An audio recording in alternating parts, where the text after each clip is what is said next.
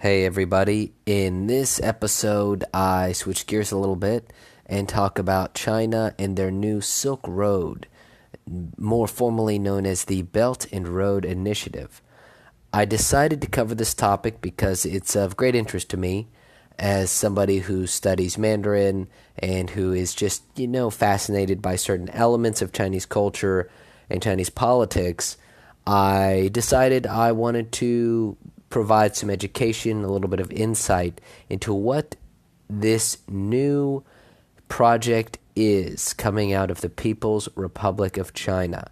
So, if you want to start learning a little bit more about this massive undertaking by the Middle Kingdom, then please take a listen. I hope you enjoy. Thank you.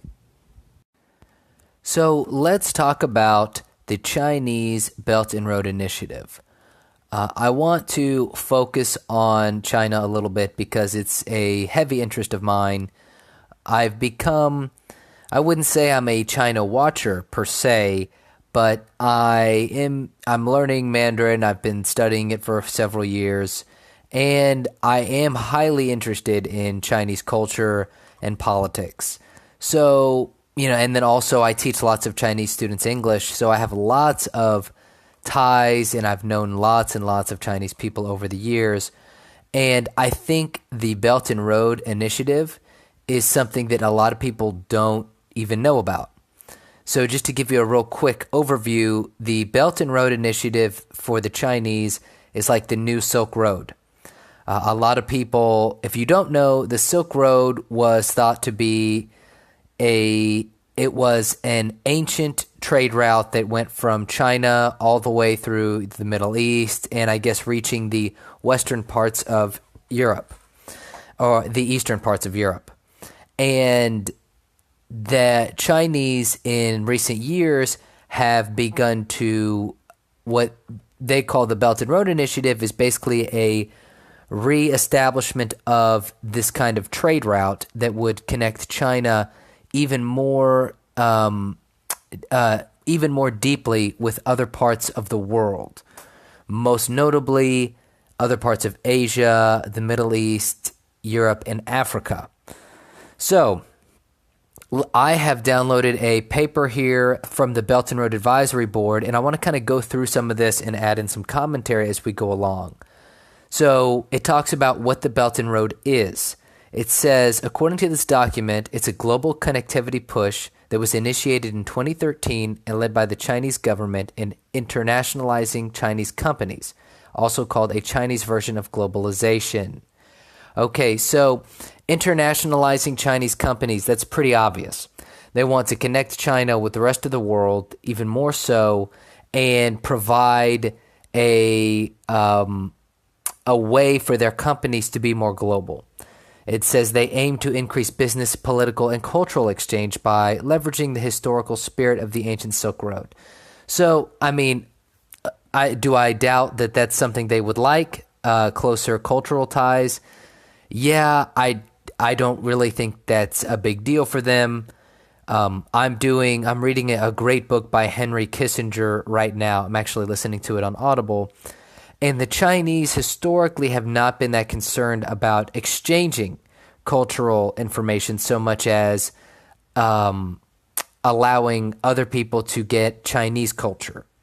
Now, of course, things are not the same as the ancient dynasties were, but I think this is more about China than it is about exchanging cultural development with the rest of the world. They do aim to develop land and sea trading routes. They want to increase investments made by Chinese companies and have greater policy coordination between governments. That makes sense to me. And there's multiple components here. So they have what they call the Silk Road Economic Belt, 21st Century Maritime Silk Road, the Digital Silk Road, and the Air Silk Road, and the Polar Silk Road. So there are lots of elements to this. And I'm looking at a map right now. The Polar Silk Road goes from the northeastern part of China near Korea, passing through Japan. This is a maritime route, so it's over the sea.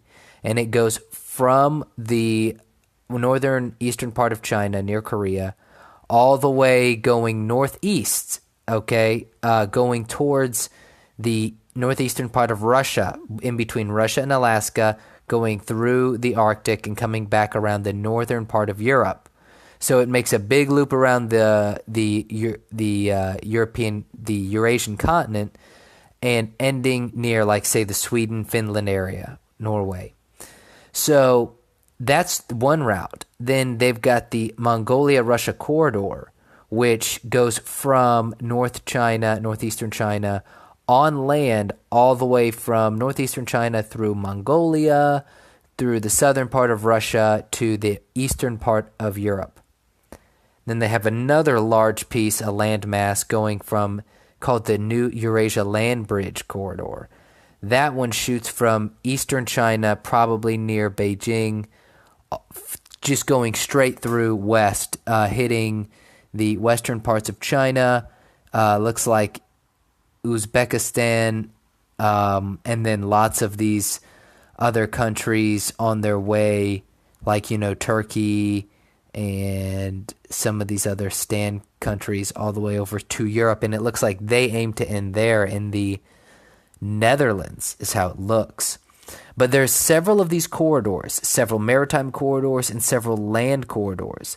And they plan on connecting China with the entire world, or at least with the entire world, excluding the North and South American continents. That's how it appears. So their aims here, see, this is a 40 to 50 year time frame.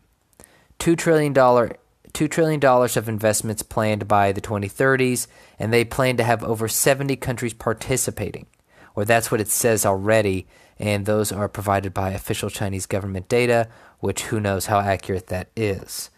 So let's focus here a little bit on what we just looked at. So the idea that this is a 40 to 50 year time frame, that is going to be critical.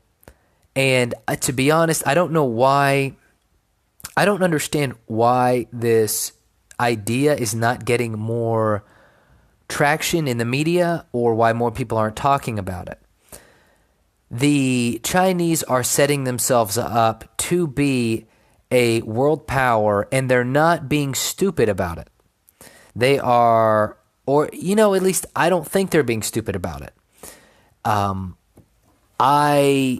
What I'm seeing here is a concerted effort to almost reassert Chinese superiority in the modern age, kind of based on these old dynastic traditions of trade.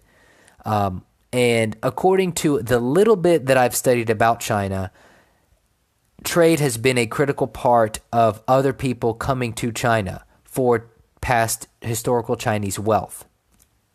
Now, with this new situation going on in the modern day, while they're creating these new trade routes and things, they're providing lots of loans, and they're providing lots of assistance and technological assistance to other countries. And some of it's loans, some of it's probably aid. But this 40 to 50 year time frame, to me, is critical to understand what they're doing. This is not a 5-10 year project. This is not a, somebody is in for 4 years or 5 years and then they're going to be out.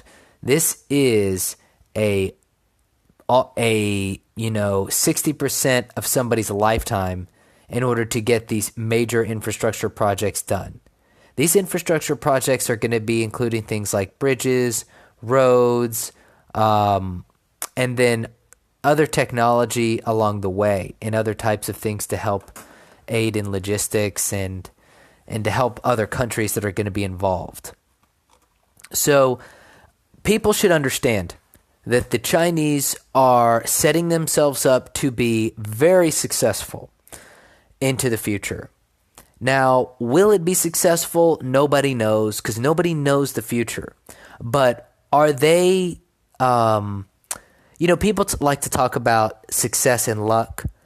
What it looks like to me is that the Chinese are setting themselves up to be lucky in several ways. Like they are giving themselves the opportunity to profit off of potential lucky sparks or lucky scenarios.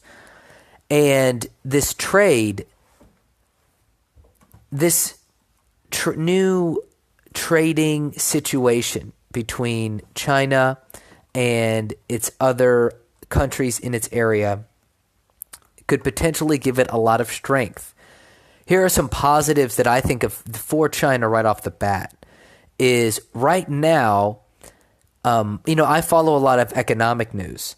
So a lot of people have been predicting the collapse of China's economy since I've been watching for at least the last 8 years. I've been listening to commentators and reading articles about how China's economy is going to collapse or how it is going to collapse any moment. And I've heard some commentators and investors that I trust that say, yes, China is in a relatively unhealthy position to where it should be. But the one thing that people have pointed out is what China does have on its side is manufacturing potential. They have a lot more manufacturing potential than they had in the past, whereas the United States, other Western countries tend to be moving in the opposite direction. So the Chinese manufacturing base is extremely important to their economy. Now, here's the situation. Historically, the Chinese have been big savers as opposed to Americans who are big spenders. And I've heard people say over the years that China needs to transition from a investment economy to a spending consumption economy. But it looks like this Belt and Road Initiative is also a way to get around that problem because it would allow China to maintain higher savings rates and maintain their manufacturing base and in turn create more opportunities for them to export their goods to more places. And that's a good idea, especially because the United States, I think, is one of China's biggest, if not its biggest trading partner. And they don't want to be so beholden to us, as we can see what's going on in the trade wars with us and China right now. So let's get back to this document. Actually, before we get back, I'm going to run a couple ads here. If you don't want to listen, skip forward about 4 minutes. If you do, hang on, sit tight. I appreciate it. Hey everybody, this ad is about a podcast called A Little About a Lot podcast. I have not seen it, so take it at your own risk. A Little About a Lot is a variety show by YouTubers. Kelsey and Becky behind the channel The Sorry Girls. Kelsey and Becky spill tea about their personal lives, talk about the struggles of relationships and dating. Becky is married and Kelsey is not. Oh my. Research their favorite celebs from the 90s, answer audience questions, interview some badass people, and more. We want to challenge perspectives and leave our audience feeling refreshed, inspired, and with a little more knowledge about a lot. Search your podcast app for A Little About a Lot podcast and subscribe to the A Little About a Lot podcast. And that is it for this. Okay, and we're back. So let's talk about Belt and Road. 3 key points, it says in the document here. It says the BRI, the Belt and Road Initiative, is not a specific step-by-step strategy, but a portfolio of projects linked by an ambition of increasing connectivity, facilitating trade and investment, and permitting Chinese companies to go global. Okay, so it's important. So this is not just a one-time spending project. This is a series of long-term projects, 40 to 50 years in scope, to improve China's economic status. Okay, so it's companies, they've got companies that are manufacturing maybe machinery, parts, lumber, metal, parts for, consumption goods like phones, laptops, iPads. They are trying to be able to export that to all over the place even more easily than they do now. Okay, now that's the long-term goal. In the short term, they're able to keep the economy moving by having, they're able to avoid certain stagnation by having so much activity going on. Number 2, the initiative is multilateral, but evolves bilaterally through countries signing deals with the Chinese government or Chinese companies. So what this essentially means is that it involves many countries, multilateral, but it's going to be done more or less step by step. So, for example, it would involve China, Russia, let's say Vietnam and Thailand. Let's use those for an example. What they're saying is that's a multilateral situation where you have all these other countries involved and they're making agreements. But what China's doing is they're approaching each individually, bilaterally, in order to make these deals. Probably very smart on their part. It says currently, this is point number 3, there is only one document showing the overall direction of the initiative, the vision and actions on jointly building Silk Road Economic Belt, 21st Century Maritime Road, released in 2015, which I should probably take a look at. So, and it says, why did China launch the BRI? Many BRI projects are focused on developing the western provinces of China. That includes large-scale infrastructure investments in areas such as Xinjiang or Gansu province. Overcapacity. China used more concrete between 2011 and 2013 than the U.S. did throughout the entire 20th century. 4.5 gigatons U.S. versus 6.6 gigatons China. Given that primary infrastructure needs in China have now largely been addressed, Chinese companies are looking for opportunities abroad. That's what I was talking about earlier. So basically, it's very interesting. The investors that I was listening to seem to be correct. China has overcapacity for their manufacturing. And how else are they going to deal with that? Well, the idea is to start doing international projects, create international demand. Now, this whole thing may not work out for them, but they are let me put it this way. I don't agree with large-scale government spending and government loans, but if you're going to do it, this is probably the way to do it. We'll see, though. China is this is a new stage for them. We'll see how they handle it. Hopefully they handle it wiser than we did, the United States, where we just gave people money that went to corrupt government officials all over the world. It also says they want to get into new markets. Through bolstering the development of other countries via infrastructure investments, China creates new markets for its goods and services. It also supports Chinese companies going global. So, I just talked about Chinese overcapacity. Basically, China has more manufacturers, more developers than it knows what to do with. So maybe they will give loans to countries in Africa and Southeast Asia. They'll give loans to those countries and companies in those countries in order to basically hire Chinese manufacturers to do the work there. Now, like I said, that could backfire on them. However, if what they do is legitimate, if they go into the country and they build railroads and they build bridges and they build power plants, and if they create enough economic activity around these projects, it might help some of these other countries develop, which in turn could help the Chinese economy even further. That's the idea here, is that by helping these countries develop, those countries will in turn buy more Chinese goods. But, that's theory, man. We don't know if that's going to happen. So, this is very important here. China wants its currency, the renminbi, the RMB, or the yuan, to become global and play a greater role in international trade. That is obviously critical. A lot of people are tired of the US dollar hegemony in the world and would love that to be overturned. Next point here. This is about why China launched the BRI. Supply chain and outsourcing. China is the biggest trading nation in the world. In 2017, Chinese exports were worth $2.7 trillion.